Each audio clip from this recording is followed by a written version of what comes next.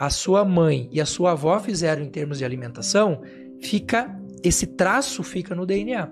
Então hoje você vai ver que a população ela já nasce com uma tendência à obesidade, uma tendência ao diabetes, uma tendência a doenças metabólicas de uma forma geral. Sim. Então se lá no passado isso já era um problema, imagine agora. E o futuro? E o futuro daqui uma década, vamos colocar, daqui 2 décadas? Todos os anos a gente faz uma reunião de grandes pesquisadores nos Estados Unidos para falar sobre rumos da saúde.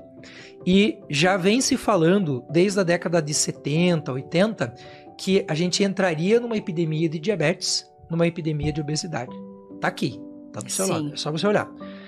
Do ano de 2023 para frente, que foi a reunião do ano passado, eles acrescentaram mais coisas. Então, problemas de visão, problemas de perda de massa, a gente vai ver as pessoas cada vez menores, com cada vez menos musculatura, e problemas ósseos.